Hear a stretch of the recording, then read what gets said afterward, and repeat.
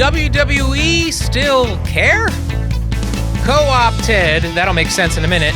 And of course, what we've been geeking on in your weekly rad. Now here's the host of your show. That's me, Mike Indeglio. What is up, everyone? Welcome to K&M Geekly. Just a sneak peek at today, a trio of geeks talking about what's getting them through their week. I am joined by my brother from another mother, Ronnie P. And of course, my brother from our mother. The same mother. Yeah, Nick Indeglio. And Keith Varney looking fly over there in his cartoon alt. You'll have to get used to it because he is, being the best ex-husband money can buy, helping out with an audition today. So unavailable for the show. And you know what? That's fine. We had an argument, Keith and I, not an argument. We had a very spirited discussion on one of our other podcasts about AI and such. And so we were going to talk about that today, but then Keith couldn't make it, and I'm not going to have the conversation without him. So we're punting on that, but we've got other things to talk about. Gentlemen, first, how's your week going so far? Ron, I know you're working. Tell us a little bit about the Philadelphia Car Show and what the hell you're doing there. Yeah, so I will be at the Philadelphia Car Show all week long, so stop by the Lincoln Tech booth. Come say hi to me. I'll sign some autographs for you. It was packed. Like, we got slammed the other day. And it's just really cool cars, man. But I'm not a car guy, so it doesn't really affect me or faze me. I'm more about nerding, not cars, guys. Yeah. But if you like cars, stop down. And it's right next to Redden Terminal. And the best cheesesteaks all around. Uncle Gus's, Redden Terminal. Dude, Mike, I was a big pig yesterday. I housed 2 of those cheesesteaks yesterday. I housed 2 of them. Oh, I know. That's okay. I know. You taking your statin? I need it. I will say, I'm not really a car guy either. Nick, Nick, you just like to get new cars. You're not really a car guy, I don't think. But yeah, I will say that I'm intrigued with tech these days. The tech in cars is cool. I mean, as far as the most advanced I have is I have wireless CarPlay now. But you've had a fully electric car, Nick, and you can speak to the tech of that a little bit. Yeah, I mean, I loved my electric car. It was a Chevy Bolt 2022. I wish the range had been a little bit longer because it really would have probably let me keep it and extend it. But unfortunately, a lot of the perks and a lot of the things that were bringing electric cars to the forefront have kind of fallen by the wayside at this point. Just one quick example of that. Pennsylvania now has an electric car tax. Since you're not paying gas, you have to pay a separate tax now since you're not paying gas, which defeats the purpose of having an electric car. But interestingly, even more interesting than all of that is, I was waiting to say this because I knew Ronnie was going to talk about being at the car show. My buddy Rick and his wife Christy are in Arizona for a conference this week. And last night they took the Waymo self-driven taxi to and from their condo to the restaurant and back. So this car that's not being driven by a person showed up at their house, picked them up, took them to the restaurant, dropped them off, and then picked them up again afterwards. Dude, yeah, I did it. Crazy. I did it twice in San Diego. When I was in San Diego, we did a Waymo that took us to a restaurant and brought us back to the hotel. It was fine. They're slow and very intentional, but I mean, if you're only going in a city, I see the function of that very much. As you know, because you're in standstill traffic anyway. But just a quick point. I'll talk about this later in my weekly rad. But it is taxes included, right? When you put gas in your car, that is a resource that can be used exactly once. It burns, we light it on fire, and it's over. Whereas your electric car can do so many charges per year. So like a general estimate for a sedan, if you've had your sedan for 10 years, it's not a truck or whatnot, just a sedan, you burn about $20,000 in gas per the ownership of the car. So you add that up to how much electric would take. I think over a 10-year span, you're saving a ton of money. And the infrastructure and such. So all of the logistics still point towards electric being our future, solar specifically, but that's a conversation for a different day. So check Ronnie out at the Philadelphia Car Show. Very cool. Hey, Mike, can I just say something real quick? Please, always. Both of you, why are you in cars with no people in there? Are you not scared? That sounds crazy to me, dude. No. Usually, the number one cause of death, planet-wide, I believe, is car crashes and accidents. I trust... 100%. I don't trust drivers of cars, let alone this thing is robot robot going 25 miles an hour, sure. Oh, if I got to decide between a robot and you driving while you're texting, I pick a robot, dude. Terminator is coming to life. Like, no one listened to Sarah Connor. Like, this is really happening. Like, I don't understand this. There's no way in hell you get me in a car that's fully automated or whatever the term is. I'm not doing that. You get in a car with your 6-year-old daughter, your 16-year-old daughter? I am there though. I am there watching her. I can take the wheel. You cannot. Can you take the wheel with these cars? These robotic. You cannot. What do we call them? Wait, what do you call them? Waymo? Waymo, I believe. Yeah. Yeah. So can you take the wheel of a Waymo? Or? No. Can you take the wheel of a cab? No. Hey. Are we on air or not? Should I say something absurd? No, we're on air. And listen, you came late, so it's too late for the AI conversation. Though we'll get our feet wet this week. We're talking about self-driving cars. Self-driving cars. Are you jumping in? Are you I'm the only one with actual experience, and I will say it was a delight. I've been in 2, so my sample size is very low, but it was direct, it was safe, it was plodding, I was not worried. It was much easier than trying to find your cab or whatnot. I mean, so And Keith, the way it came up was we were talking about the car show because Ronnie's working the car show in Philly right now, and my roommate from college, Rick, is in Arizona right now, and they just took a Waymo for the first time. So that was surprising. Now Ronnie was giving that, that scares him. And the point I wanted to make before we get to your opinion, Keith, is simply that I don't like people. So Ubering and Lyfting and ride sharing and all that stuff, I dread it because I don't want to be in a car with someone I don't know and have to feel like I have to talk to them. So even if it were more dangerous, I would prefer the self-driving car that I don't have to associate with. I aggressively agree with that opinion. Now, I will walk 5 miles not to take a cab. In fact, since, what do you call it? Uber and Lyft and whatnot is the default at this point, you pay extra money to tell them to not talk to you, right? So they're building in these options that will be monetized and whatnot. So unbelievable. At some point, just, unbelievable. Now, actually very believable. Now at scale, the conversation about safety and, if you have 60% the robots using the same maps and then 40% humans doing whatever humans do, I understand there are complications. But much like other technologies emerging, like we just said, gas cars versus electric cars, yes, there are infrastructure issues to deal with, but I think it's pretty clear where the data points to as far as longevity, where we should be going and have to go at some point. It's a finite resource, fossil fuel. No, for sure. And again, to reinforce, as an autistic, the social interaction of being in a car with a stranger, I never even thought of that really, actually. Yeah. Horrible. Mm-hmm. It is so stressful. I will go so far out of my way not to deal with that. Even if we're not talking, I'm more likely to be comfortable talking because then I'm masking and I'm doing my thing. I just hard no. Uber, absolutely not. Forget it. I'm getting into some weird stranger's car. Anyway, point being, what this makes me think of is us adopting elevators, automatic elevators, and that there was a similar transition that we all had to make as a culture, going to not have an elevator operator, and that it was so scary for people to think that a machine could control the elevator, that is the reason for elevator music. And the reason elevators are so fancy looking on the inside is to coax people afraid to go into an automatic elevator. And so that was why we adapted those systems, because people were afraid to do it. I think eventually it is driving your own car is going to be an affectation and not a default.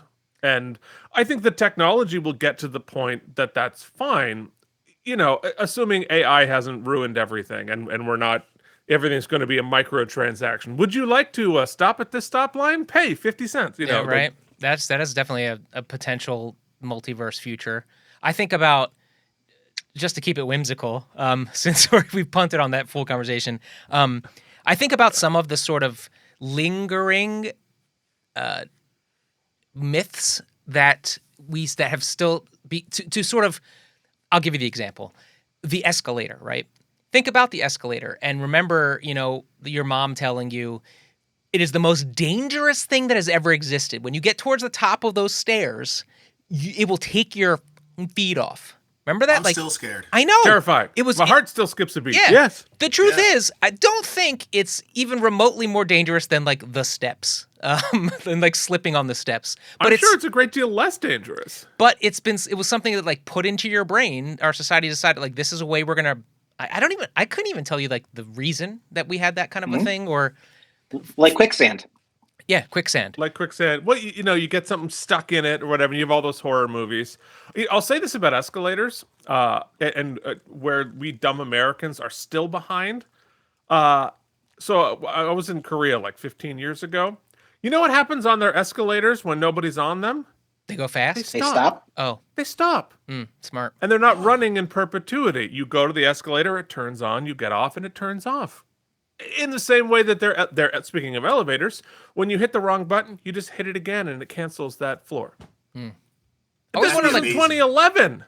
Why don't we have like this moving sidewalks that you see at airports, like at scale? Yeah. Like why aren't they in department stores? Why aren't they in places where we're trying to move a buttload of fat people? You know what I mean? Well, A, probably to help with that, and B, maintenance and scale. People don't want to pay for it. Who's paying for that? I also think about remember the Mr. Yuck stickers in the 80s? Oh, yeah. Every time. Yeah, for the cigarettes and poison. Yeah, that ruined me a little bit.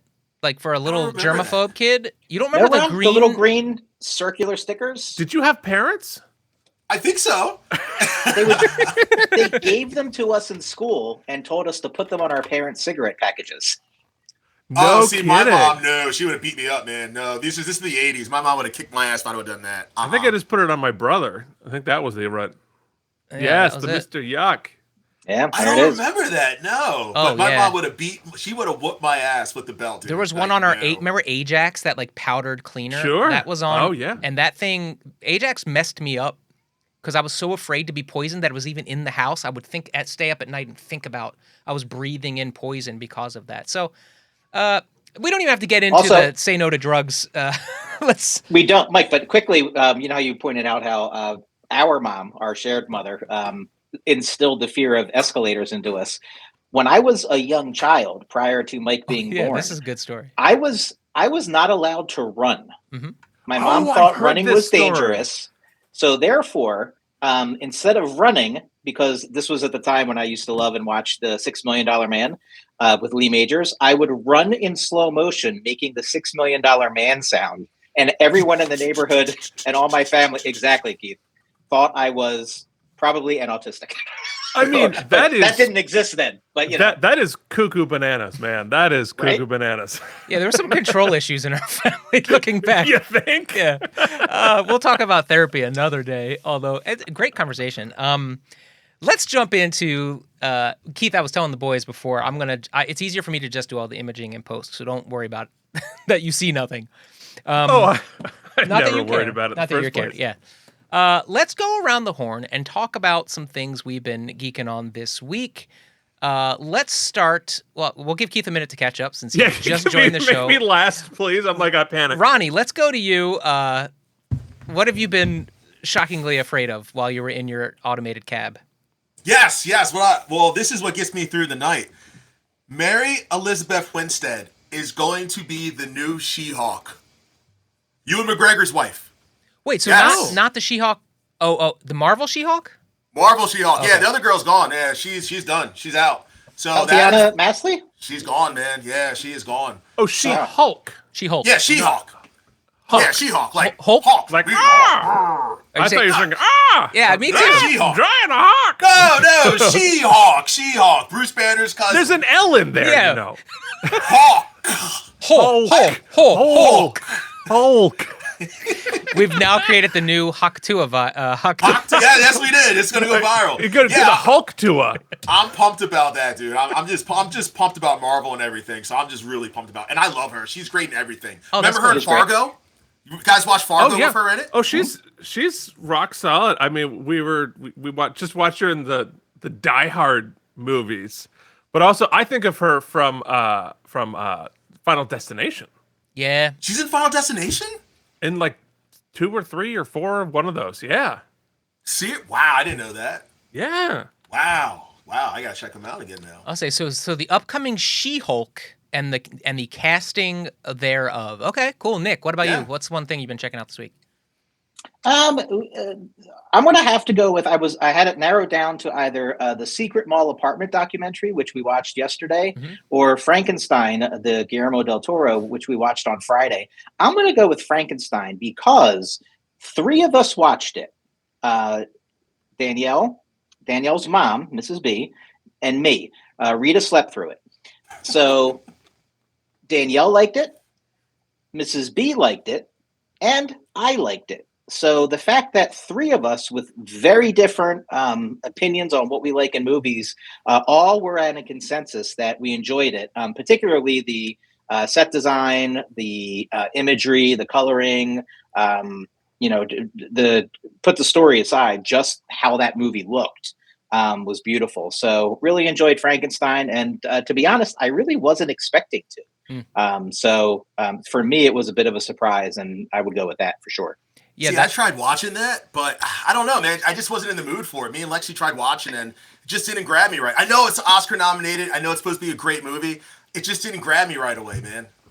I don't know. Yeah, I really liked it. I saw it in the theater. I think Del Toro has been making versions of Frankenstein in all of his movies, basically from the get, and so now he got a stab at it. I think, like Nick said, the production design is its strongest suit. I think him getting a snub at director makes a little bit of sense because it did get a lot of love aesthetically for those awards. If you put any stock in the Academy Awards, which, it's not really about the creative pursuits. But I agree. Yeah, some of it's great. But one thing it does kind of flesh out is that, Mary Shelley was what, like 15 18 when she wrote that? Yeah. So it's very horny, and it's very it's very Twilight meets like 50 Shades is basically what she was writing. She was writing kind of like smutty horror back then, and that's kind of what is displayed here. Yeah, story. Body parts sewn together was the first sexy vampire.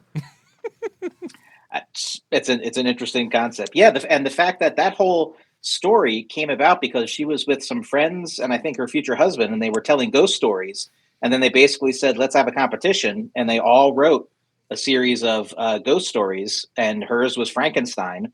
And there were like 3 or 4 other stories from her other friends that actually were quite popular. One was a vampire story. But how cool is that, right? Like these 4 people who have created enduring legacies, from just kind of like hanging out and being kids. I mean, pretty cool. That's what this show's going to turn into, right? Yeah. If only we were 15 or 18. Keith, what about you this week? Yeah, well, I had to go into my Plex to remember what I've watched because, brain is bad. We normally talk about, I watched all 3 seasons of White Lotus, which was very enjoyable.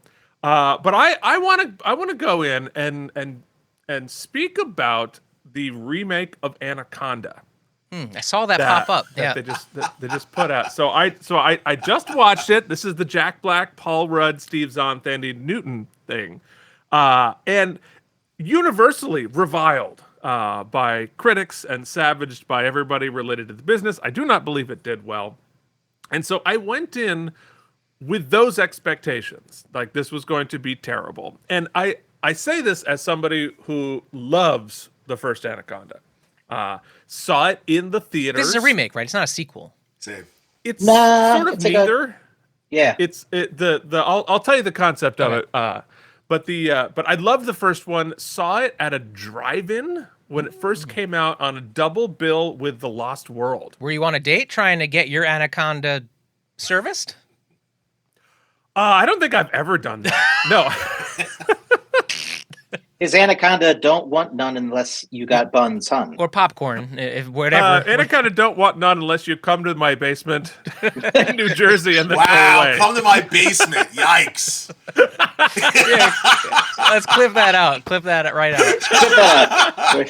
Straight up serial killer territory. Redacted. Redacted. Unquestionably. I like the the bully or what's the overlay logic that the vector, whatever it is, between serial killers and just perfectly nice, sweet autistics there's a lot of overlap there.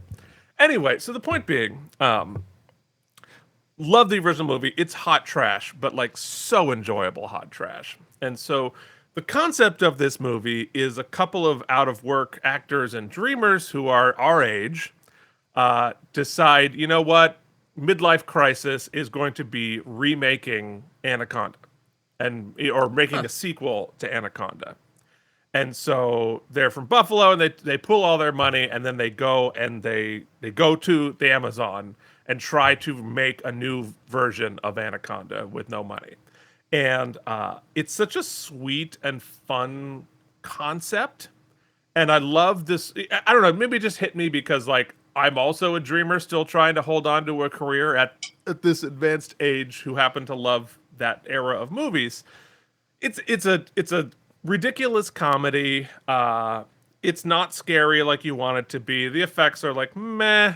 The writing is meh, but I've still found it charming, and I got on board and taking it for what it is. I had fun. It's so light. It's ridiculous. I would have preferred that we make another Anaconda movie at a high budget and really try to make it a scary snake movie. But honestly, the first one wasn't a scary snake movie either. So it was also, when you're 17, you don't realize how much of a tongue-in-cheek it actually is. But it really, really was. But anyway, I enjoyed it. Go in with low expectations.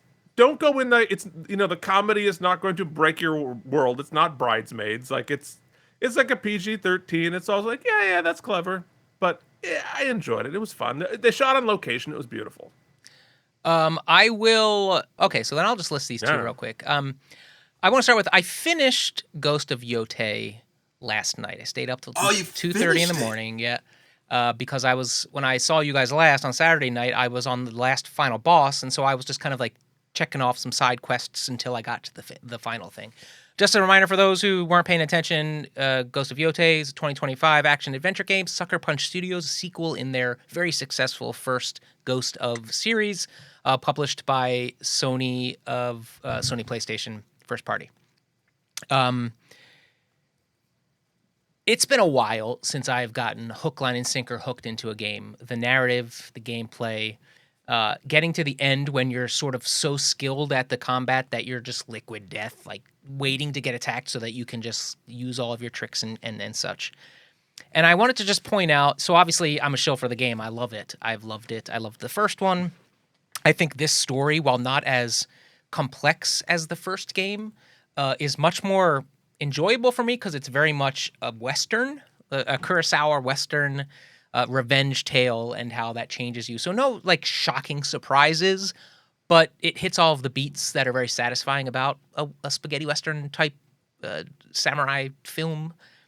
But I want to say what I want to commend is what this game does better than many that I can remember is when you get to the end game. You know, in a lot of games, you get to that point where it's like, okay, if you get on this boat, you're going to the last leg. So, like, just know that you're wrapping things up. So make sure you have all the stuff you want. Usually after that, it's like, it feels disconnected. There's like the last shoot is sort of disconnected from the game or whatnot and less focused or this is probably the best last chapter of a game I've played in a long time. The way it sets up the final set pieces of the story and the final battles and ties it all together, really satisfying, really compelling. I stayed up till 2 o'clock in the morning because I had to see it through. I'll probably go back and check everything off and platinum it, but if I put the controller down at the end, I just felt wholly satisfied with this experience. I'm so excited and yet sad because now I have to do that thing that Ronnie's doing. It was just like, I don't know what's next. It's a terrible dilemma, but okay. Year 2 and I'm still looking. So, he's still looking. You just go back and play Red Dead again. That's all I do. It's all he does. So, I also want to talk about, I watched Marvel's new Disney Plus joint Wonder Man. I watched the first 3 episodes of 8. And I will keep this spoiler free. as I know we have some Marvel fans on the show, so I don't want to spoil anything. But I'll say this: this is a show in Marvel's, I think it's called their Spotlight series, where they're basically saying you don't need to know all of the machinations of the movies around it to enjoy it. And that's great because I barely remember stuff. I barely remember who the Mandarin is, who is a character that is referenced often in this property. So I'm a good test case for this. Ron, I know that you said you were like lukewarm interested about even watching it. Well, it's about the industry, which is cool, but this Marvel shows have been so bad. And I'm a Marvel guy, dude. They've been really bad. I liked WandaVision and Loki. Those are great. The rest, like Secret, what was the one with Samuel Jackson? The Secret Wars. Secret Wars. I just started that, actually. Oh, stop, Keith, stop, abort. Don't do it. Don't do it, man. Don't do it. I can't. Secret Invasion, I think. Secret Invasion. Yes. As soon as if I dip into a thing, I have to do all of it. I don't have I can't pip and pop like Mike. I'm not capable of it. I warned you, buddy. I warned you.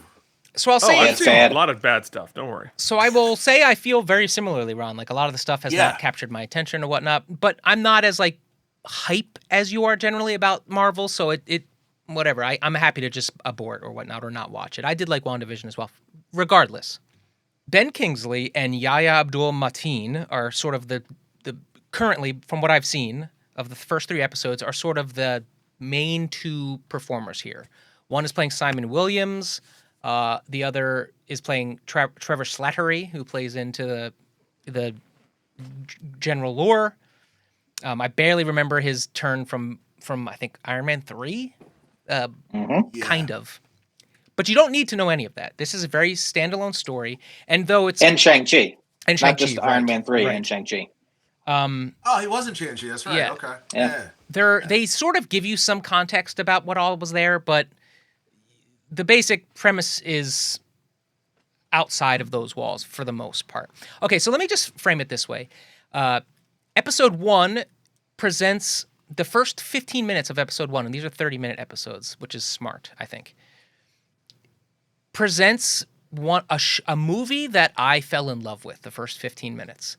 I thought, in my opinion, yes, it does have to do with the acting business. It's one of the most realistic portrayals of the acting business and about a struggling actor. Ron, I can't help but see Simon Williams and see you specifically, a man of color trying to like make his way in Los Angeles, trying to do the work, and yet at every corner being sort of shit on, right? Like, it sucks. And the way he attacks even the smallest bit parts or a commercial or whatnot is really, the work he does is very sound. Like it's an incredible performance that Yahya is giving. Of course, he runs into Ben Kingsley and the plot begins. Ben Kingsley is doing inspired work where he could easily be phoning it in. They are giving incredible performances. Whatever relationship is budding between them is really compelling, and I'm falling in love with the show. The second half of the first episode presents the sort of superhero slant of it, or some questions regarding that. And in my head, I'm thinking, wow, I really hope we do the first show because I'm less interested in that stuff. So with trepidation, I started episode 2. Episode 2 is the show saying, we're doing both. So if you're expecting us to make a choice, we're not. We're doing both. To which I said, okay. Episode 3 locked me in. And it's mostly the performances, and there's some central questions, and it's really good. I mean, they could totally fumble the ball, I'm sure, but where I am in almost halfway through the series, I'm really compelled. It's very beautiful in many respects. And even the superhero-y stuff, I'm really curious about. I don't know who Wonder Man is, or like what. I don't know like Simon Williams, if he is. I don't know. So maybe it's hitting me better because I don't have any context. But I'm really, really enjoying it. So that's Marvel's Wonder Man. All of the episodes are available on Disney Plus and Hulu, streaming now. I heard it's good. I've heard good things. Makes me want to see that because you don't like Marvel like that. No. Yeah. I wonder if maybe it would be better not being Marvel at all, right? If it was just the central story is that compelling that I don't really need any of the other BS. But I don't know where it goes yet. So we can reapproach this when more of us have watched it. But if you were on the fence, I say give it a go. It's also shot very well, and it's clearly on location. It's not the volume everywhere. So that's nice to see. Okay. Folks, we're going to talk about wrestling now. Uh-oh. If you are even remotely not interested, I would suggest you click off, we thank you, or click on the things below to our weekly rad and say goodbye, because this will probably be in. So Let me tell you something, brother. The 20. You ain't going nowhere.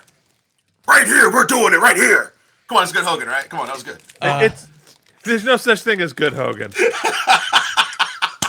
What's good about pick any his wrestling, his politics, his behavior, his acting, his hairline. What is good about in any way, shape, or form?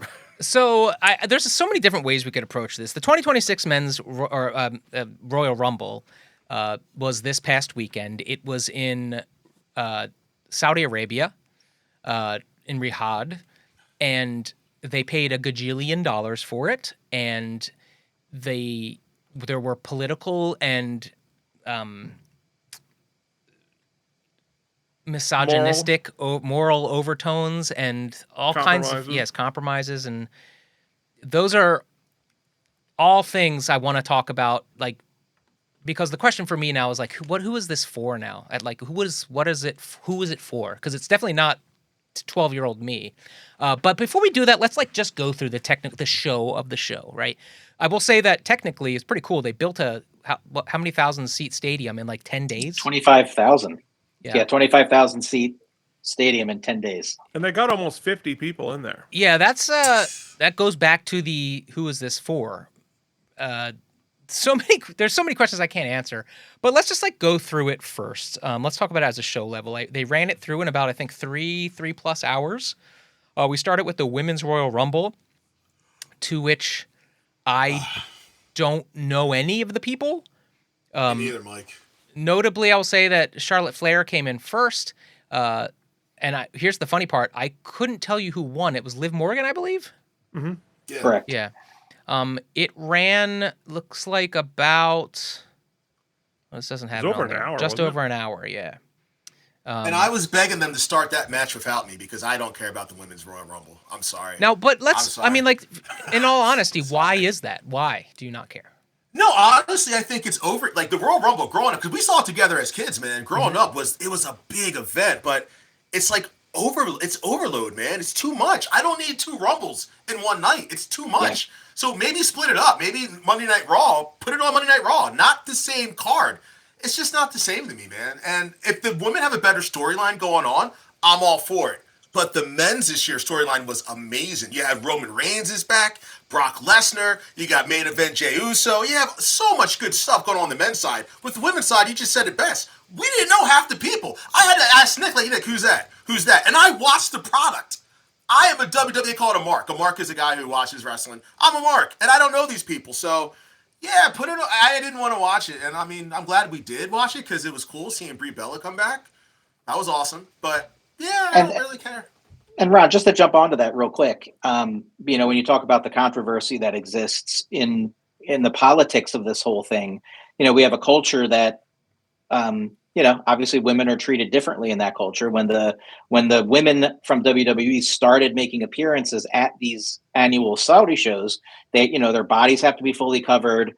And it was clear to me, at least, that with the exception of some of the fans sitting up front so in Saudi, apparently, before you are of adult age, the girls, the daughters or whatever, are allowed to attend events and things like that. So there were females attending that were kids who were cheering for all the women wrestlers and everything like that. But as empty as it was the whole night, it was even emptier for the Women's Rumble. So you're literally watching disrespect. Now, for our culture, what we would consider disrespect, but more importantly, a scenario that all of those women, the 30 women featured in the Rumble, none of them really have come from the independent scene.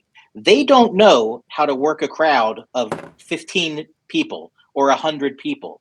They're used to the WWE machine and working the TV of the WWE machine.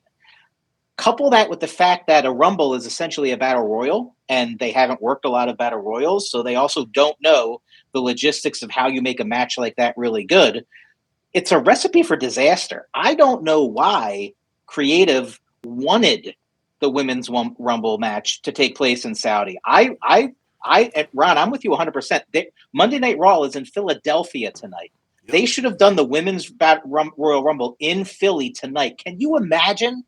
The place would be insane. You would have sold out Monday Night Raw in Philly, and you would have had the most spectacular crowd reaction when Brie came back. All the things they did actually would have hit. Yep. You know, everyone's complaining. One of the things people are complaining about is Becky Lynch's elimination by Natalya. That would have gone over huge in the States, but it just fell flat because the whole thing fell flat in Saudi. So. I'm just jumping on Ron's bandwagon saying 2 Rumbles in one night is just too many. Well, I didn't feel that way when it was in Detroit or Indianapolis or whatever it was. Okay. I didn't feel that way then. And like I really enjoy women's wrestling. I know most of these characters and I think they're great. But I think the location really is it's hard to watch. It is hard to watch, you know, women having to adjust what they're doing for a culture that specifically disrespects them. I mean, it's like, you know, it's only within the last 10 years that they would be allowed to drive to the arena to do their job. That's crazy. Right. Now, I am perfectly aware that the United States culture is not particularly great for women right now, or pretty much anybody. But it's like, and you know, and I said this on the thread. I'm like, wow, I can't believe we're here. I'd have a lot more to say about the human rights records of the country that they're wrestling in right now if they weren't coming from the country they're coming from, and all of our own human rights records problems happening right now. But it's just, it's uncomfortable. It is really uncomfortable to watch women's wrestling in Saudi Arabia. And I don't think it has anything to do with women's wrestling or the women wrestling. You know what I mean? Mm-hmm. Yep. Oh, I'm not blaming women. Listen, I love women wrestling too. It's just that I'm not into this current group right now because I don't watch it like I used to watch. Yeah. That's all I'm saying. Like I know, like they're amazing, they're incredible. I'm like the 4 horsewomen. Like I like Sasha, I like Becky, I like Charlotte, I like Liv Morgan. These new people, I like them, but I don't know them, so I'm not invested in it. That's all I'm saying. I respect them and they can go. Those girls can go, but I'm just not invested in it. Who's that new one? The tall one who does the crazy. So she's amazing. Oh yeah, she's awesome. Yeah. But see, I don't know her, man. Yeah. Now, and so she's NXT. So yeah. if you're watching NXT as a product, you're seeing probably 60% women's wrestling. Raw and SmackDown still kind of operating right now, currently under pre-women's revolution, whatever it was called, the women's revolution rules, where they're not getting as much screen time or development. So you get a lot of women thrown into tag teams and group faction situations, and you're not building individual characters. And I think that's kind of what you're saying, Ron. Yeah, absolutely. Sorry, Mike. No, sure. That's a great point. I let me first make a disclaimer at top, and we can't escape the hypocrisy of this whole thing. We watched it. We're talking about it. We're a part of it. But I spent a good 4 years working for Equality Now, which is a global women's rights organization. The very first campaign I worked on there with them, with these incredible women, headed by Gloria Stein, was a board president. Was the Saudi driving there was 2. There was one was female genital mutilation campaign, which is like intense, and then the Saudi push to drive, one of which we were a part of helping turn the tide. So I'm well versed in how effed up that all is, and it's a little gross to me that Triple H and TKO and all of them hide behind that representation there is like doing some good. And while I'm sure there is truth to that, it's such lip service that it's comical to me. They know what they're doing. They're sports washing, and they're like, it is utterly soulless. That said, what TKO is doing. That said, I mean, like, I don't begrudge anybody get your paycheck, lady. You know, you got to put on a full bodysuit and you're going to get your paycheck, and that's the way you show them. Cool. I mean, I don't begrudge any of them. I'm just saying, like, from the top level brass people, like, you put the women's rumble on first and then try to say that that's your FU. I don't buy it. Yeah. That said, to your Agreed. guys' point, one of the reasons I used to love the Rumble in recent fandom for myself, of all the events, right, is since I don't know any of the storylines or any of the guys or any of the people, this is an opportunity to get sort of an introduction to them, right? You get to see their entrance. You get to see how the crowd responds to them, which sort of level sets for me as to like, oh, what do people think? And then they usually get like a 30-second storytelling moment at the beginning when they enter the ring. We didn't get some offense in. Yeah. any of that for myself from this match because A, the Saudi crowd wasn't there. There was Couldn't care nobody less. there. And There was nobody there, right? so yeah. I couldn't gauge who was over, who wasn't. And then the storytelling in the ring, those first couple seconds was so muddy until you got to your Liv Morgans, your Charlotte Flairs, your Alexa Blisses, the Rhea Ripley, Bayley for a second, you know. And then it was devoid of really any big shocker returns because in women's wrestling still there are just like a handful of names that hold any sort of like even nostalgic vibe to them. I mean, like Nikki Bella, like that's what we got, right? Which cool if you like watched the show or you remember any of that. Like, so look, it sucks because not only was it, like you said, the work is fine. It is what it is. It's not a judgment on that, but it's like, this is supposed to have been your show. What we needed was like a 15-minute match to fire everybody up. Put the AJ match first. At least that was great. Yeah. Like that was an incredible match. People beat the shit out of each other, and it told a great story and fired people up. And it was sort of controversial finish. Why didn't we start with that? So yeah, I'm with you guys. Like it sucked my energy out right from the top. So then we move on to the match I just mentioned, which was a retirement match between Gunther, who's sort of like the top heel in the company right now, the bad guy, wrestling AJ Styles, a perennial favorite Hall of Famer who is going to retire if he gets beat. They beat the crap out of each other for about 20 minutes. AJ loses and then retires and then like unretires, puts his gloves back on. Hard to say. I did some research on that. So he says he's done. Okay. And it was just the glove thing was just weird. I think it was like a mistake. I don't know what was going on there, but he says he's done. Okay. So he's not going to TNA? Because that's what the IWC is saying. He's going to TNA or New Japan. I don't believe that either, Keith. I'm just saying. I don't know. Because that was really weird, man. I mean, like a wrestling retirement is always put that in quotes. I mean, Nick, how many times have you retired now? 3, 4. Yeah, there you go. Here to jump right onto what Keith is saying. Here's why I think some of it we're questioning it so much because we've now been reconditioned after what John Cena did, right? John Cena just did something in pro wrestling that's never been done before. We literally just had a situation where John Cena a year and a half ago says, I am going to retire in 1 year and I'm going to come back for 1 year and it's my farewell tour. And after that, I guarantee you I will never step foot in that ring again ever. And the entire product centered around John Cena for an entire year. So now, right after that, we just so happen to get a situation of another retirement scenario. And I guess we're all kind of just assuming now that everyone is going to do it the John Cena way. You know what I mean? And we're going to get like this full year grand farewell tour. AJ Styles has been wrestling since 2002. He's been everywhere, done everything. When you really look at it from a completionist standpoint, if you're AJ Styles or an AJ Styles fan, you don't need anything else.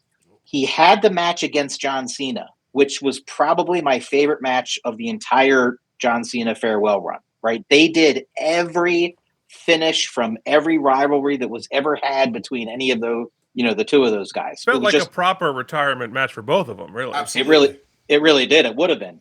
And then you had the debut of TNA on network TV again, and he introduces that show. He the guy who made TNA says goodbye to TNA by kind of giving them a big send off and does the stare down with former rivals and things like that. And then he has meanwhile having a run with the tag team championship, and then this final match against Gunther, which continues to push Gunther even further than it was with the John Cena thing. That's the perfect ending for AJ. You know what I mean? He doesn't need anything else. Now, could they do an angle where they say, TNA brings him in to do a couple? I don't think that's going to happen. I actually, like Keith said, I kept reading a little bit, and I think he's done. I think for him, that was it. I mean, if I had the magic pen, right? Especially with Gunther now having retired, Cena, AJ, and Goldberg. Come on, WrestleMania, come out as a surprise. Have the three of them come out and take Gunther out. Have Cena and AJ and Goldberg come out and just end it like awesome. That. Like how the super team, the super they should come out like walkers. It'd be amazing. Yeah, and you could do that against Brock Lesnar or anyone else. So it writes itself basically for that. But anyway, incredible match. That really was that stole the whole show. Yeah, I'll say one is a bigger point, but we expect these retirement matches to be like, if we're operating under the assumption that we take them at their word, right? And I think now these guys are not, their lives aren't so revolving around it like your Flairs and your suches that they just can't leave, and so they keep coming back until it's kind of sad. Like AJ's made his money, he's probably done what he needed to do, like you said, and if he says he's done, fight done unless he gets bored, right? And that's his prerogative. But it used to be that you going out the door, you give a rub to somebody, and we've gotten Gunther, this bad guy, to a place where he's so rubbed right now. I don't know you got to do it anymore. I mean, he's retired everybody at this juncture. He's won everything. He's had incredible reigns. The question starts to become, okay, what are you gonna do with him now? What do you do with him? Because Brock will be next too, because Brock's retiring in SummerSlam. Okay, but you don't have a face of the level for him to be the Andre the Giant too yet. Well, so they have to elevate. They can't have Cody do it, right? They have to elevate somebody new to take on. Like as soon as you've built Gunther up to this point, you have to bring in somebody new. Sure.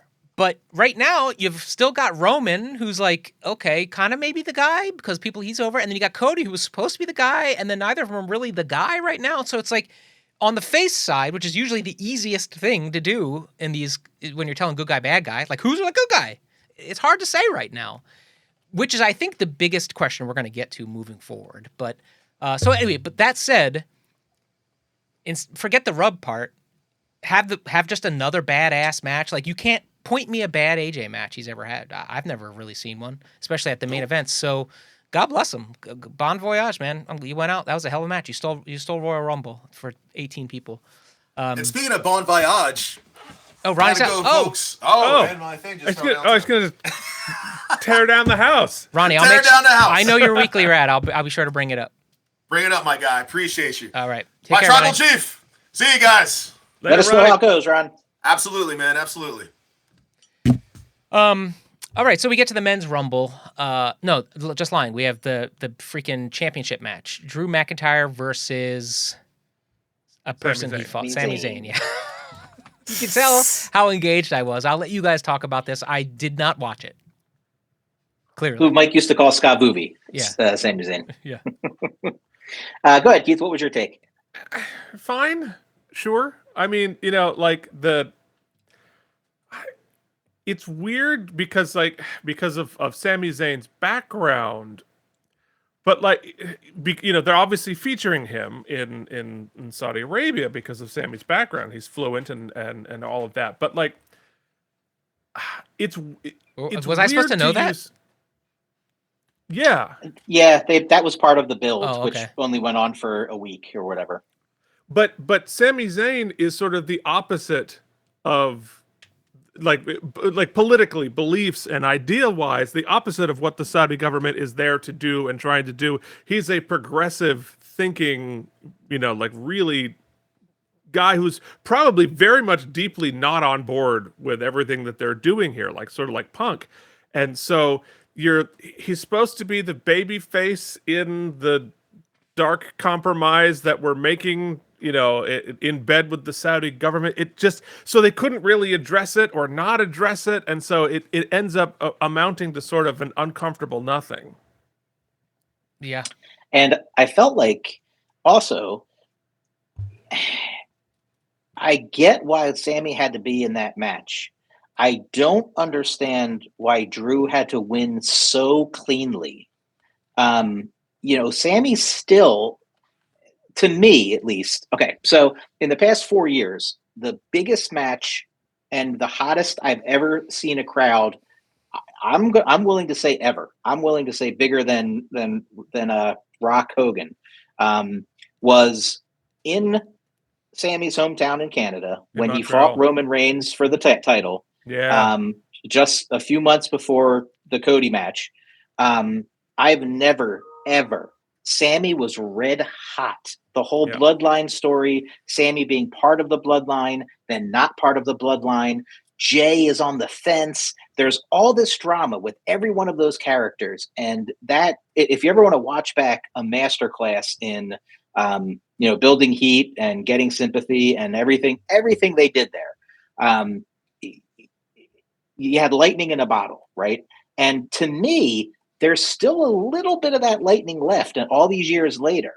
But Sami just keeps losing, and we can say it doesn't matter wins or losses; it's fake. It does matter because we see when a guy keeps losing and losing, the value that's being put on that guy because it's part of the story. It's like watching a movie. So to see him lose that cleanly, I don't think Drew needed a super clean victory in Saudi. And now what do we do with Sami? Like he's never won the title. I think politics plays a role here.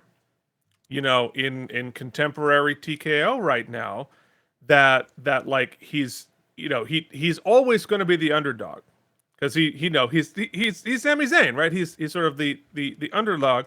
But look, in the real world, he's a progressive Muslim. He's not a big monster. He's never they're not gonna push him. They're not gonna give him that title run because he's so outspoken in this WWE. So we moved to the men's rumble. I knew more people in this.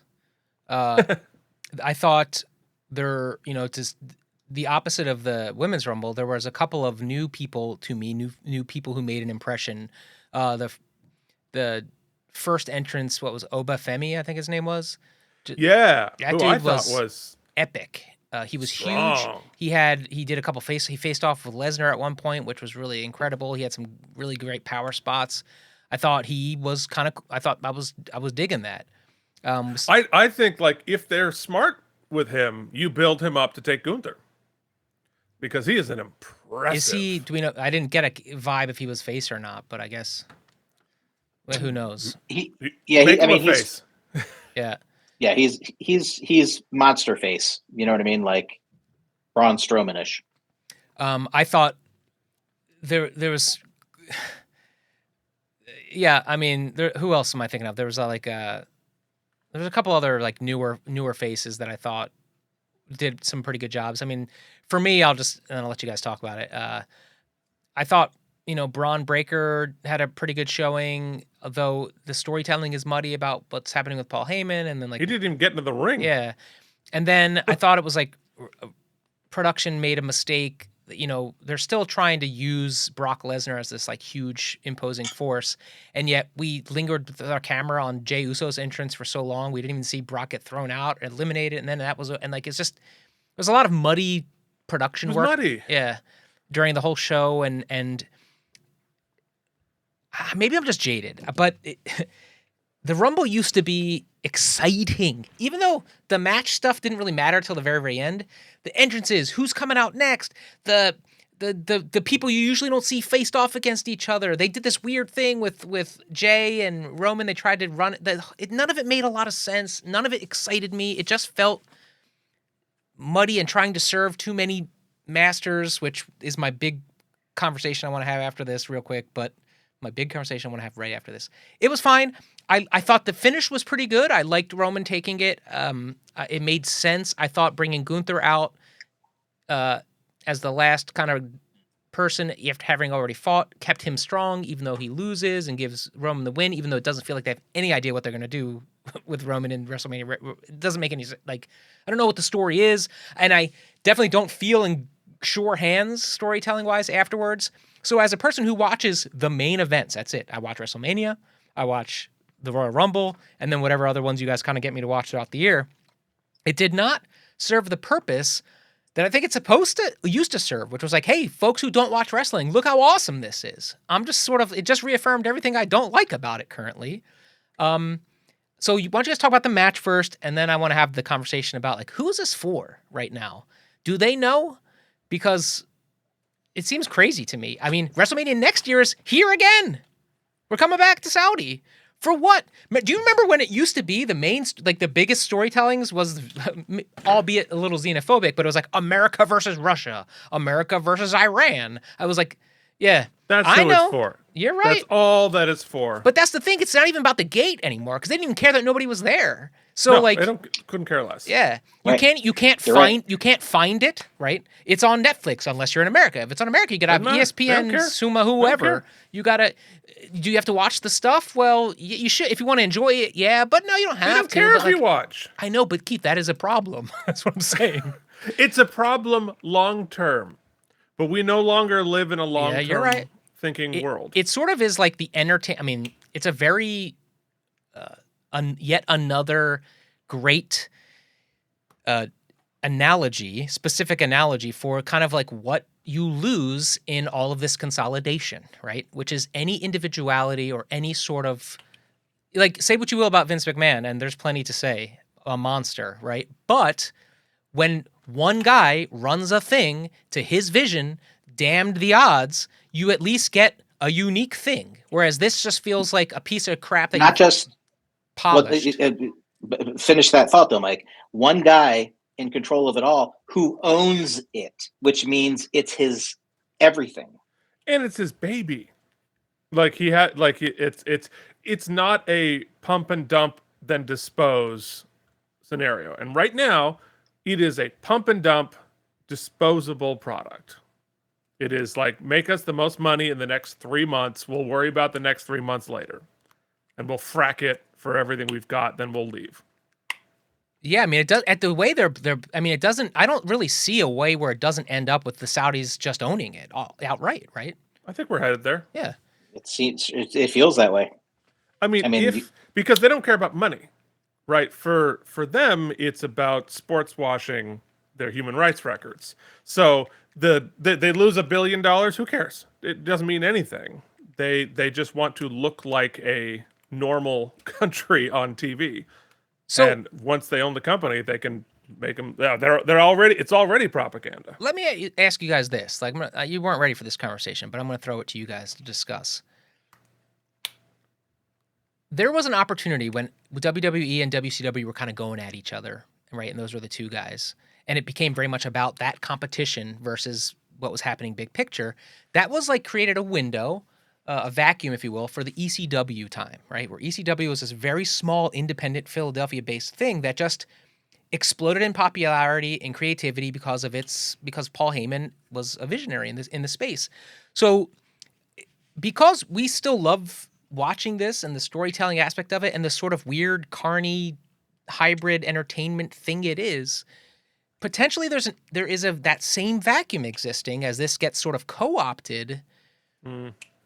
What would it take for a TNA or a small or something to have a chance? Like, what do they have to present to get me to watch that? So I don't think it's possible because look at the monopolization that has occurred in all of entertainment currently. Back then, as big as WWE was and WCW funded by, at that time, Turner Enterprises, right? Yeah. Before Time Warner. Those were big organizations and big companies, but they weren't mega monsters, right? So competition still existed. ECW penetrated into certain markets and made a splash and did well, but was doomed to fail regardless. There was Never no made way any they money. could never right. So that couldn't be sustained. The only way you get a competition is right now with what you got with AEW, because someone with enough money was able to get into the market. But it's just not, that product is not good enough, because whatever, there is an audience who just wants the cool wrestling matches, right? The Young Bucks style. And AEW has that audience, but that audience will never get any bigger. They have hit their critical mass, essentially, right? And the only reason that's working is because Tony Khan and the Khan family had the money for that to work. So, which makes me desperately miss. I was devastated when WCW started going downhill, because competition makes things better. And we were getting, you had key Attitude Era every week trying to make the best shows possible to get people to watch, to change the channel. And you had WCW when at its peak with the NWO and all the things they were doing. It was that fight for originality. We want more fans. It was passionate. And I think the passion is now gone, and you've just got the corporate machine in a scenario where your Netflixes, your ESPNs, they're going to control the game until until Saudi buys them. Well, here's I have a question about that, and I like that you've been like, what would it take? And I have my answer for this, but what would it take for AEW to succeed? To be a real competitor, because they have the money. Mm-hmm. Their wrestling is better. Oh, absolutely. Mm-hmm. Unquestionably. So what's missing? I think what's missing is the structure of the WWE creative process when it matters, right? So the WWE is using the same creative process they've used when Vince was there, except now it doesn't matter. You're living in a very PG world. We've got the Netflix contract. We got to make them happy. We got to make the Saudis happy when we're in Saudi Arabia. There's no urgency, right? There's no to make magic happen. No one is saying the ratings are down. We need to switch the title and do something, or whatever it is. We need to do something big. There isn't any of that. So what happens to products unless you care so much? Well, because it seems like AEW cares. Like Tony Khan cares, but it's. I guess I just don't know that Tony Khan is the right guy to be heading creative, maybe. Here's my answer for it. I don't watch wrestling TV. Right, like regular TV, like it's too slow, there's ads, it's just no. I'm a pay-per-view only thing. And when I see AEW, I prefer the wrestling. I prefer that it's not so PG. I enjoy that. But their pay-per-views, I'm not paying $45. I'm not paying anything. Right. I'm not paying anything. And so I think it's pay-per-view distribution that is holding them back from the me's of the world. The casual fans who I just want to. I'm sort of between you and Mike, where I want to watch the pay-per-views and I want to watch all the pay-per-views and I have a general sense of the stories and who these people are, and I'm interested in the behind the scenes. I'm interested in the business, but I really only care about the pay-per-views. And the AEW ones, I don't have access to. And so I would probably watch the pay-per-views if they were available to me on a distribution platform. And I think that's their mistake. They have all the money, right? This is a vanity project anyway. Yes. So get yourself a deal to put the live pay-per-views up. So Keith, do you think if they created a model similar to the original WWE network, right? $14.99 a month or $10.99 a month? I'm not paying anything. No. This is the answer. It's got to be attached to something I already subscribe to. Okay. Like a Netflix. Like a Netflix. It's got to be on Netflix. It's got to be because they had the HBO deal, which which, and so they had the previous pay-per-views on there. So I started going and watching them. And I was like, oh, and I watched the original All Out or All In, whatever it was. And I was like, oh my God, the Cody and his brother, like, wow, that match is crazy. And then my HBO lapsed. And so it was gone. I think I think the opportunity that exists, and you guys are right. You're running up against infrastructure. You run up against conglomeration, and you're running up against infrastructure and streaming platforms. And as those they're doing both at the same time, right? A lot of them are consolidating. A lot of them are then bifurcating again or being sold or whatnot. And so there's no way to, even the network, right? The network was this huge thing. It was its own thing, but then they sold the library to this other thing, and now that's bifurcated onto Netflix and to ESPN, and to all the content is now just, so even a Keith who's like, I just want it in one place, he gets it all over the place. The answer will be, it won't be one of these, we're looking at this through a very traditional media landscape. Subway Mania, which was just a bunch of dudes who dressed up like WWE figures and did a one-day, they would set up one-day YouTube shows where they would do a pistache of WrestleMania 6 or whatever on the D train going to Brooklyn, and then put it on the internet. 500,000 subscribers.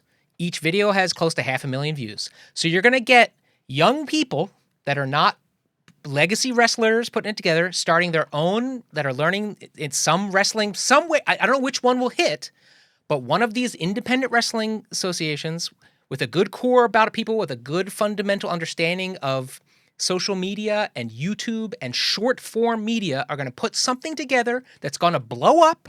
Hopefully it won't just be ultra violent, them doing stupid stunt shit, which is also very high popular on those things. If they can get their shit together, the question then becomes when you explode your YouTube channel or your Twitch channel or whatever it is, and you start to make that money and the big guns come in and now want to buy it wholesale and put it on Tubi or whatever the hell, the decisions made in those moments will decide. But that's what it's going to be. It's going to be a radical media shift of because we watch it on TV. We watch it on streaming. Nobody under 20 does anything else than this. And that's going to be the answer if it is to survive, in my opinion. Now, I probably still won't watch it at that point. It's beyond me because I don't have the wherewithal to put it all together. It's like comics for me. My problem, I love comics, but I can only read the sort of one-offs that are self-contained. I can't keep track of all the stuff happening in the different lines and the blah, blah, blah. It just blows my mind away. So I just can't. Yeah, nor can you afford it, Mike. No, yeah, true.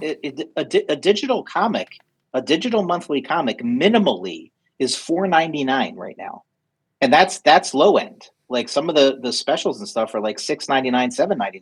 That's one issue. You know what I mean? And like it's a very similar issue to what Keith is talking about. You're right. We're paying for so much right now that back in the day we paid $65 for a WWF pay-per-view. Now we're paying $30 a month to get the ESPN to get all the different pay-per-views.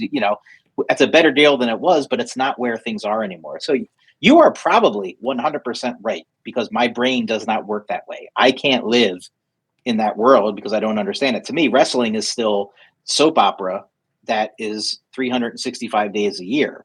And there's your other problem. How creative can anyone be when every week you're pumping out 2 hours of Monday night, 2.5 hours of Monday Night Raw, 3 hours of SmackDown, right? And any of the ancillary NXT, 2 hours of NXT, and any of the online stuff. Creatively, you go bankrupt eventually. It's hard to keep up with that. So you're going to get an independent wrestling, and I'm telling you, it's not like one being run by the old guard. It's going to be new because you're going to get guys who are, so real quick level set. Nick, you've been in the independent circuit a lot of times. Like at the top of that level, top of the independent circuit, what are you making for an appearance? It's old, WWE guys who are making, some of them make a couple thousand for an appearance. Okay. So you just graduated from wrestling school. How much are you making, if anything? Nothing. Okay. You're not making anything. But you're working for free. When you make up that first level where you're on their roster and you're getting something, what are you talking, $100 stipend maybe? Yeah. Okay. Yeah. Now, what if there's a new wrestling federation, right? Guys, we're going to have a very small audience, if any. But here's the thing. We're going to sign a favored nations, and every bit of the YouTube profit we're going to split when we start making it. So now you're a guy, You just got out of wrestling school. It's a roster of 20 people, let's say, and we could be making 1,000, 2,000 if we can get to 1 million subscribers. That or like 12,000 a month that we're going to split amongst the guys, and that can grow. I think you can entice some young guys to fucking go out there and do it full time enough to try to spin it. And I think that the other thing that would need to happen in that scenario is you have to allow for the multiple levels of storytelling, because these documentary series about the production of the thing are more interesting to me than the thing itself. And that is what got me into wrestling in the first place, was the behind the scenes stuff. What is this weird carny world, and like, how does this work, and what all the crazy stuff that's happening in the characters behind the scenes. That is the most interesting part to me. That's what got me into it. But it has to be real. It can't be just another worked story like the WWE product, the behind the scenes thing. And this, and the same thing happened. Like, so I watched a documentary series about the Boston Bruins, right? And the first couple of seasons, it was like, oh, you're actually seeing behind the scenes. And then it became so curated and became just sort of a propaganda video, became the Melania movie. And it was like, oh, well, okay, so I'm just sort of watching like your Instagram feed as opposed to an actual documentary where we actually get to see behind the scenes and see anything real. And so I think they would benefit with more. I mean, like the Netflix thing about OVW, that got me interested. I considered starting to watch some of their product because I was interested in the behind the scenes stuff. And so I think you have to find a way to have multi-level storytelling, behind and in front of the curtain, and show us that. But also you have to be genuine. Like, show us the real stuff. Enough with the fake. Like, let the soap opera be the product, but show me the real stuff behind the soap opera. What a conversation. I'm excited to see where it could. I don't want it to die. It needs to evolve. It's time. It's I think run its course. The plateau has been for so long. And in the lack of any competition, there is no way for the quality to go up. So it needs to shed its skin and evolve. TKO buying it broke it. Yeah. When they bought it, it was in pretty good shape. It had good storytelling. People were excited about it. It was available. TKO it's literally fracking. Just like when Foley walked away, I was like, he's doing what he should be doing, and I should be doing the same thing. It's just comical because I think back to like the central WWE moment for me, Nick, is watching Hogan defeat the Iron Sheik. I understand that was a story, and that probably wasn't very fair to whatever we were trying to associate with the Iron Sheik, but I think the hypocrisy of it still sounds okay. Let's bounce.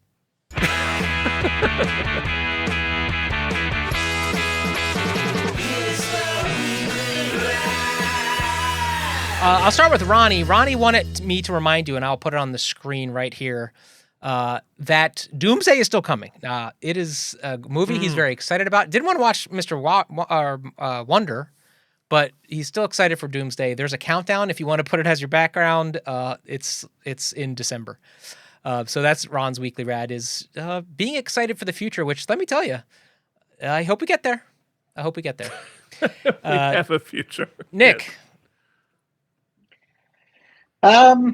Weekly Rad, it's tough. I'd have to, I'd be lying if I didn't say to the audience that I'm going on many months of a pretty significant downturn. We refer to it as depression in the mental health game. Still not a comfortable thing for people to talk about out loud. So it's very difficult and whatnot. But my depression in particular has led into a treatment-resistant depression type situation where, different medications, trying different things, different types of therapy, all kinds of stuff, which hasn't really been successful up to now, which means sometimes you have to expand your horizons and look and a little bit deeper and further. So one of the things I was willing to look at is recently FDA approved treatments where luckily insurance covers it, which makes it affordable for someone who has insurance, which I understand not everyone does. but it's a treatment called Spravato, which is an esketamine treatment, and something different than I've ever experienced before. So most of anything that I've ever done is very, very traditional in a sense, and very conservative in a sense. So stepping outside my comfort zone. And last week was my first week of an 8-week regimen, protocol, whatever you want to call it. And it ramps up these things. So I found the first week to be very, God, I don't know what the right word would be, but I'll just go with promising for now. And additionally, I got to say, I'm a little bit proud of myself for stepping outside of my comfort zone, to take a shot at something different. So I'm going to go with that for my weekly rad, and hoping we have more weeks that are good. I don't know. Yeah, I think that's any sort of positive, forward-looking, and having the humility to say I need a hand, and to I think is Keith and I mean, we talk about this shit all the time. It is the best of things. So we wish you the best of luck. We'll continue. We'll revisit that at any time. And cool, man. I mean, I think that the humility to open your mind to different concepts and ideas and ways of approaching problems than we were taught, right, has been one of the most influential and positive forces in my entire life. And so I think it's incredibly it's brave, but it's also the humility is the bravest part. And I've heard good things about that type of treatment. I think that's fantastic. So good on you. So I'll go with the you were dealing with the complex joys, opening minds to expanding completely new ideas. I'm going to go with the simple joys today, and that is an impulse buy that I made online randomly the other day, and it's brought me some joy. And that is my 2-pound bag of old person strawberry candies. The strawberry candies that the only reason it was worth it to go to grandma's house because she had these and Werther's Originals. You know what? They're dirt cheap. They're super delicious. They're gooey in the center, and you put them in your pocket when you go for your walk. And it's brought me a lot of joy this week, and it's going to take me a while. I hope it gets me a while to get through these 2 pounds. That's a big 2 pounds is a lot more strawberry candy than I would expect. Well, look, if you're going to order strawberry candy online, you're not going to, ship something from somewhere else for like 6 candies, right? True. Let's do this. Do you have an ashtray on the coffee table upstairs with some of those in them for people when they come by? I should, but I have to collect the dust to put on it because if it's not a dusty ashtray, it doesn't really work. Good point. I am a massive purveyor of YouTube. In fact, I do YouTube Premium because I don't want to watch ads. That's how much YouTube I watch. Or get a good ad blocker. Google's way too good at that. I don't have ads on mine. We'll talk offline. Yeah, but you can't do background listen, which is also you can't walk around with your phone with playing. You can't put your phone background on without it going off. Fair enough. That's right. That's my number one use case. Regardless, and I've watched some weird stuff. I watch people who just shine their shoes. I watch guys and ladies do all kinds of crazy stuff. But I just sent Keith the link. I'm really obsessed with this channel right now. It's at Technology Connections. I'll put a link below. Oh, yes. It's just a gentleman who does techie, geeky deep dives into random stuff and with incredible research and incredibly dry presentation that I just find very compelling. He doesn't need our subs. I mean, he has 3 million subscribers and only 230 videos. Only a few more. Okay, I was wondering. Yeah. Some of his top videos have between 10 million views, and some of the lower ones have 5 million views. So he's making a full-time living as a YouTuber and deserves every penny, in my opinion. Just his top 5 videos right now. Portable air conditioners. Why you shouldn't like them. Your dishwasher is better than you think. Tips, tricks, and how they work, which is that's the video that got me into him. What's the deal with gateway drug. What's the deal with the popcorn button on your microwave? why do plugs have holes in them? And then his most recent video is a video called "You Are Being Misled About Renewable Energy," and I have to tell you, this 1 hour and 30-minute video completely reframed the way I think about solar energy, the general counter arguments to solar energy and why they are in bad faith, and it's just an incredibly satisfying video, and ends, as I was saying to you, Keith, with, in real time, this YouTuber's decision to wade into current day politics. It happens in real time. You see him decide, you know what, F it, I'm going to talk about this, and then goes on one of the most epic rants, deserved, researched, important, and I happen to agree with it, but he even frames it for folks who might not.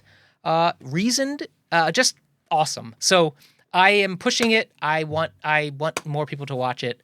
That's at Technology Connections. Check it out. Speak truth to power. Baby. I watched the first half hour and then I got distracted. But I'm gonna get back to it. Go back.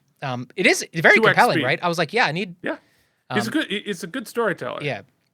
Okay, so I want to know what's up with the popcorn button. I've always wondered how that works. It's crazy, actually. Do you know the vents in there in your microwave you think is a fan?